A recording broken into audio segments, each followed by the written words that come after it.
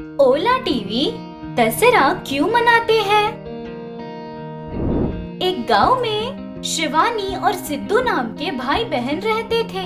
उनके माता पिता पार्वती और शिव दोनों गांव में व्यापार कर रहे थे। शिवानी और सिद्धू दोनों मस्तीखोर थे। जब देखो तब कोई न कोई मस्ती करते हुए पार्वती को परेशान करते रहते। ऐसे एक दिन शिवानी स्कूल के लिए तैयार होते हुए अपने सोते हुए भाई से, "ए, स्कूल के लिए देर हो रही है, उठ।"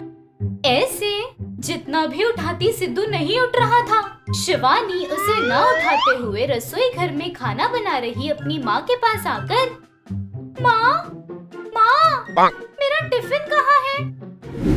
हाँ, दे रही हूँ। अच्छा, भाई कहाँ है?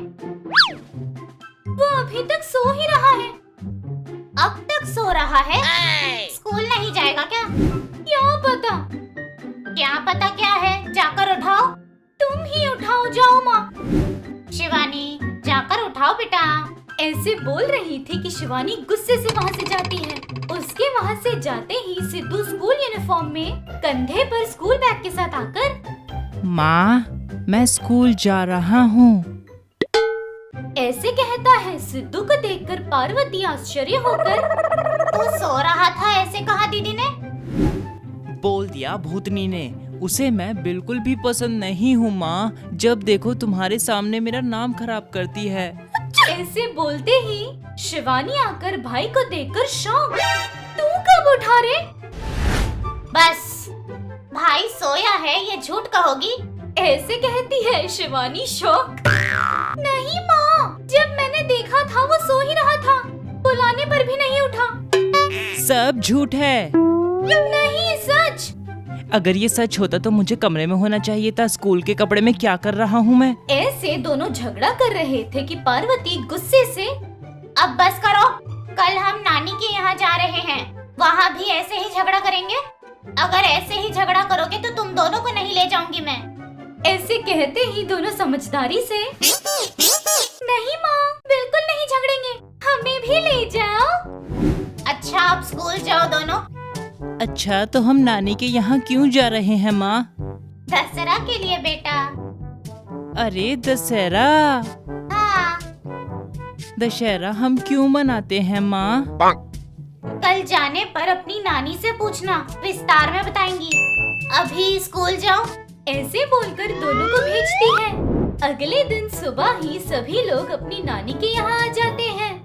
सिद्धू की नानी सीता देवी 60 साल की थी। जब देखो तब पूजा करती रहती। वो हर साल दशहरा के त्योहार को बहुत धूमधाम से मनाती। सिद्धू अपनी नानी के घर बहुत खुशी से रह रहा था। नानी त्योहार के लिए जो भी तैयारियां कर रही थी वो देखकर आश्चर्य होकर अपनी नानी के पास आकर, नानी, नानी। क्या बेटा? सब दशहरा है ये कह रहे हैं, लेकिन हम दशहरा का त्योहार क्यों मनाते हैं ये कोई नहीं बता रहा। तुम तो बताओ ना नानी। बताती हूँ, श्रद्धा से सुनोगे?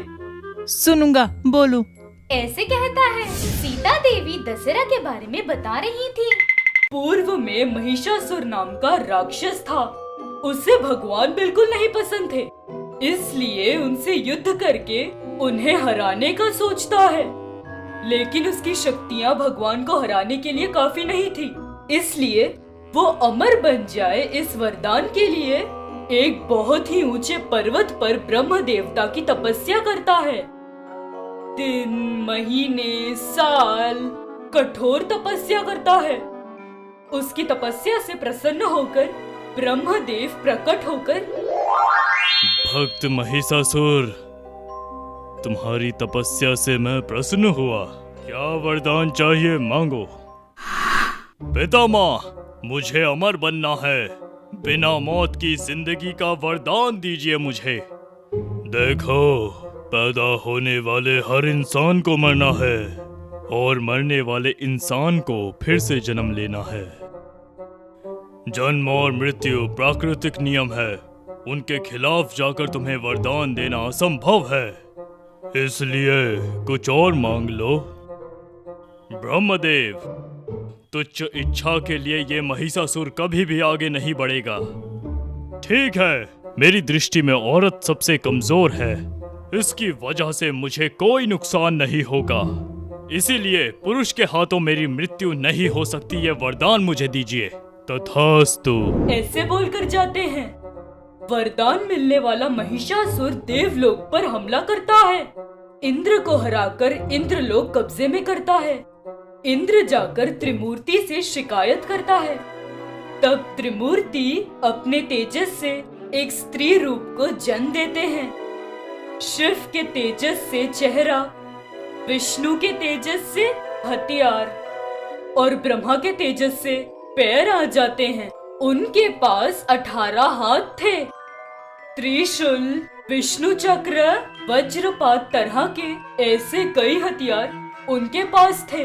वो महिषासुर के साथ बहुत बड़ा युद्ध करती है। महिषासुर उनके साथ महिषी के रूप में, बाद में सिंह के रूप में, मानव रूप में, आखिर में फिर से महिषी रूप में युद्ध करके देवी के हाथों मरता है। और उस दिन से महिषी का अंत होने वाले परम दिन को दशहरा के रूप में मनाते हैं। अलग अलग जगह पर अलग अलग तरह से दशहरा मनाते हैं बेटा। मैसूर में तो चामुंडेश्वरी देवी को हाथी पर गांव घुमाते हैं। कलकत्ता में तो 9 दिन तक देवी की पूजा करते हैं और 10वें दिन कालिका देवी को पूजते हैं। तेलंगाना में दशहरा के पहले 9 दिनों तक बतुकम्मा मनाते हैं। बतुकम्मा मतलब गौरी देवी। ये दशहरा सबका त्योहार है।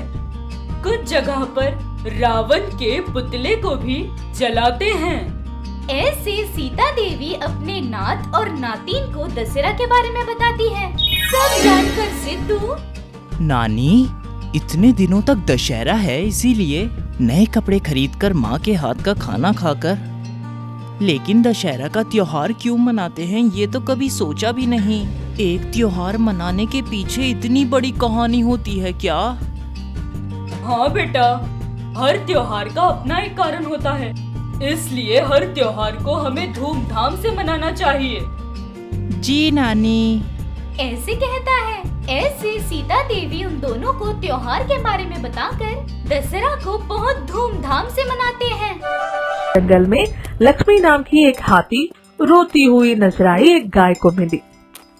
गाय का नाम है गौरी। गाय हाथी का दुख देखकर पूछती है, क्यों रो रही है? इस पूरे जंगल में मैं सबसे बड़ा जानवर हूँ, फिर भी सारे के सारे मुसीबत मेरे ऊपर ही आ खड़ी है। मुसीबत तो सबकी जिंदगी में है, तुम्हारे सर पे ऐसी कौन सी मुसीबत आ पड़ी है? शेर मेरी जान के पीछे पड़ा है, मुझे खाना चाहता है। शिकारी को मेरे दांत चाहिए। प्यास बुझाने के लिए पानी में उतरती हूँ तो कभी मगरमच्छ पाँव पकड़ लेता है तो कभी सूंड पकड़ लेता है। तुम्हें तो पता है ना, मुझे पानी में ज्यादा देर रहकर नहाना अच्छा लगता है। डरो मत, मैं तुम्हारी मदद करूंगी। कैसे? तुम तो मुझसे भी छोटे हो। देखने में और आकार में मैं छोटी लगती हूँ, पर बुद्धि में तुमसे बड़ी हूँ। इस जंगल में चारे के लिए कहाँ जाना है ये मुझे अच्छे से पता है। किस पानी में मगरमच्छ नहीं है ये मुझे अच्छे से पता है। जब भी शिकार आसपास रहेगा मैं तुम्हें सतर्क कर दूंगी। इंसान से हमारी अच्छी दोस्ती है, इसलिए हम उनकी रणनीति समझते हैं। गाय की बातें सुनकर बहुत खुश हो जाती है लक्ष्मी।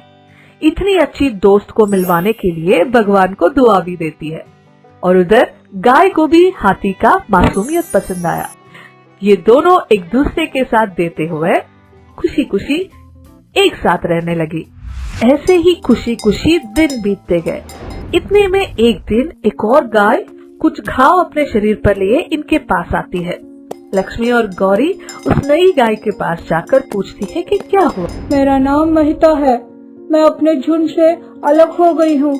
अकेले देखकर मुझ पर एक शेर ने हमला किया।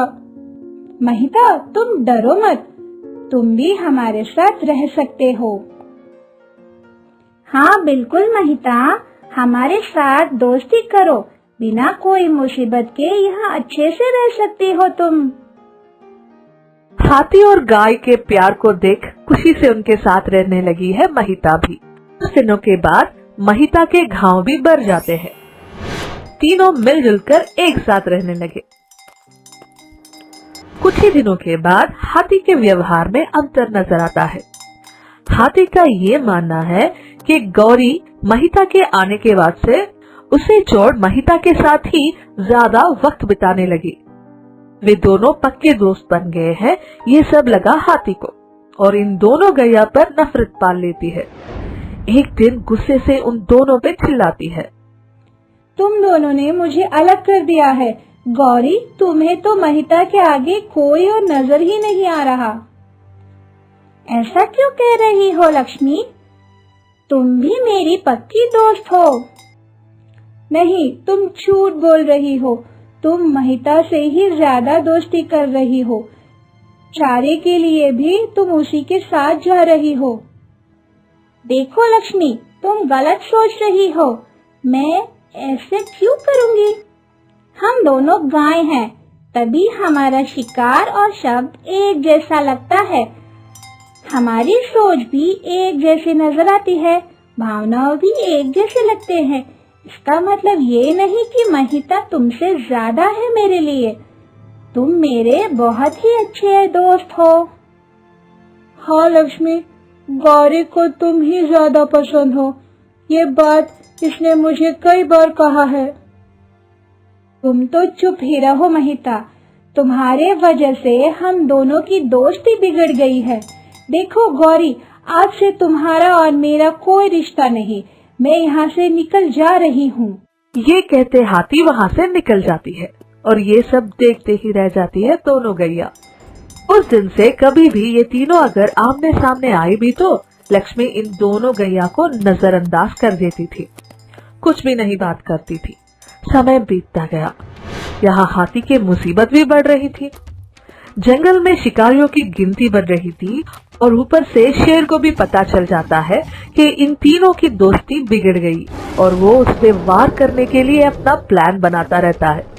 ऐसे कुछ दिनों के बाद एक दिन हाथी के दांत के लिए कुछ शिकारी जंगल में आ पहुंचते हैं।